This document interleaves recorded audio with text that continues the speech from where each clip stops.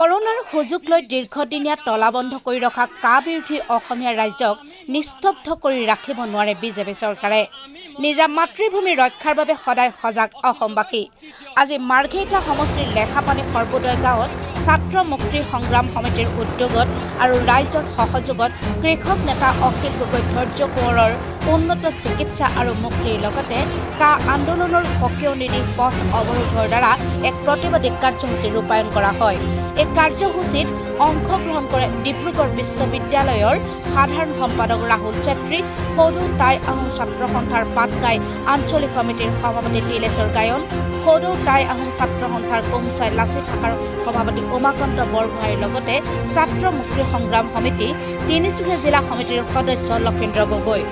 কা আমি নেমানো জয় আই অসম শ্লোগানেৰে উত্তাল প্ৰতিবাদ গঢ়ি তুলি প্ৰতিবাদী দলটোৱে জনাইছে শাসনাধীষ্ঠ বিজেপি চৰকাৰে কৰোনাৰ সুযোগ লৈ তলাবন্ধ ঘোষণা কৰি কা স্থগিত ৰাখিলে লগতে কা আন্দোলনৰ সক্ৰিয় নেতা অখিল গগৈৰ আৰু ধৈৰ্য কোঁৱৰক কাৰাবন্দী কৰি নেতাকেইজন অসুস্থ হৈ পৰা স্বত্তেও আজি পৰ্যন্ত মুক্তি দিয়া নাই।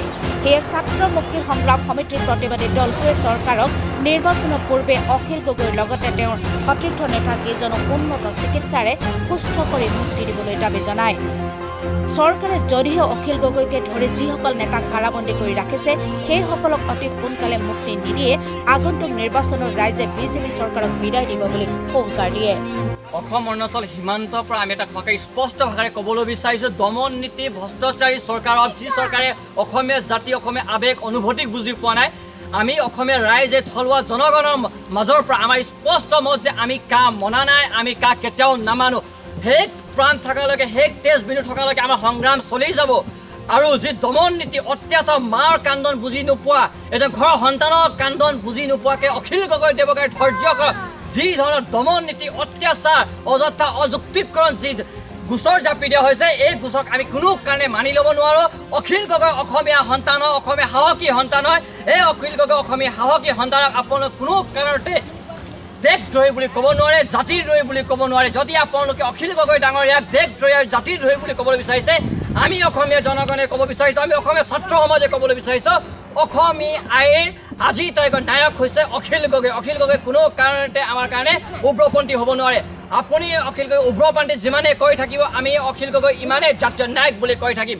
আৰু আজি আমি এখন অঞ্চলৰ পৰা অসম চৰকাৰক দাবী জনাইছোঁ 2021 চনত আপোনালোকক বিদায় দিয়া হ'ব, কিন্তু আপোনালোকে অতি শীঘ্ৰে বিনা স্বাৰ্থে অখিল গগৈক আপোনালোকে নীলা আকাশৰ তলত এৰি দিয়ক। আৰু যদি সাহস আছে আহি থকা উপ নিৰ্বাচনৰ শিৱসাগৰৰ পৰা যদি অখিল গগৈ প্ৰতিনিধি আগবঢ়ায়, অখিল গগৈ চাই থাকিব অসমীয়াৰ সমাজৰ মাজৰ পৰা অসমীয়াৰ আশীৰ্বাদৰ পৰা শিৱসাগৰৰ পৰা উপ নিৰ্বাচনৰ প্ৰায় 1 লাখ পৰা অধিক ভোট পৰা জয় হ'ব। তেতিয়াই আপোনালোকক আমি দেখাই দিম যে অসমীয়া কাৰণে অখিল গগৈ কোন আৰু বিজেপি চৰকাৰৰ কাৰণে অখিল গগৈ কোন আছিলে বুলি। পুনৰ এবাৰ আমি আজি এই অঞ্চলৰ পৰা অসম চৰকাৰ আৰু কেন্দ্ৰ চৰকাৰ যি চৰকাৰে অসমীয়া জাতি অনুভূতি অসমীয়া জাতিৰ চেতনা বুজি নাপালে, যি চৰকাৰে অসমীয়া জাতি মাটি আৰু অসমীয়া ভেটি অসমীয়া কলা ভাষা সংস্কৃতিৰ কথা বুজি নাপালে, সেই চৰকাৰক আমি দাবী জনাইছোঁ নিজৰ বিদায় সভা পতাৰ আগত অখিল গগৈ মুক্তি দিয়ক। যদি অখিল গগৈ নীলা আকাশত মুক্তি কৰি দিয়া নহয়, তেতিয়াহ'লে অসমৰ পবিত্ৰ ভূমিৰ পৰা বিজেপিৰ আৰু RSSৰ বিদায় সভা আয়োজন কৰা হ'ব অসমীয়া জনগণৰ ফালৰ পৰা। এয়া আমাৰ স্পষ্ট দাবী। পুনৰ এবাৰ কৈছোঁ, অখিল গগৈ ধৈৰ্য কৰা ধৰি প্ৰতিগৰাকী অসমৰ কা আন্দোলনকাৰী নেতাসকলক দেৱাংগনা কলিতাক দিল্লীক আটক কৰি যেনেধৰণে আপোনাক থৈছে, তেখেতকো আপোনালোকে অতি শীঘ্ৰে নীলা আকাশত এৰি দিব লাগিব। যদি নেৰে তেতিয়া কিন্তু এটা কথা খাটাং যে আপোনালোকক কিন্তু বিদায় দিয়া হ'ব অসমৰ ভূমিৰ পৰা, বিজেপিক কিন্তু উঠাই পঠাই দিয়া হ'ব। এয়া কিন্তু স্পষ্ট কথা। অসম চৰকাৰে নিজেই এই বিষয়ত তেখেতলোকে স্পষ্টীকৰণ দিছিলে যে আজি প্ৰায় 4 মাহৰ আগতেই যিখন জেলত অখিল গগৈ ডাঙৰীয়া কাৰাৰুদ্ধ কৰি থৈছিলে সেই জেলখন কণ্টেইনমেণ্ট জ'ন হিচাপে ঘোষণা কৰিছিলে। তাৰ পাছতো কেনেকৈ এতিয়া অখিল গগৈৰ গাত অখিল গগৈৰ লগতে কাৰাৰুদ্ধ যুৱ নেতাসকলৰ গাত কেনেকৈ COVID-19 পজিটিভ পোৱা গৈছে সেইটো কিন্তু এটা চিন্তনীয় বিষয়। আৰু সেইবাবে আমি এতিয়া ভাবিবলৈ বাধ্য হৈছোঁ যে এই বিষয়টোত কিছু ৰাজনীতিকৰণ জড়িত হৈ আছে নেকি বাৰু?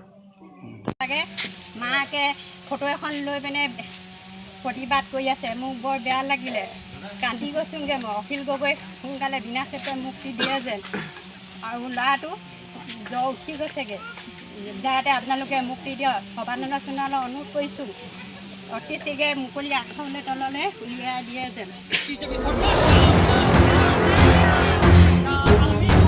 News desk report timeline Assam.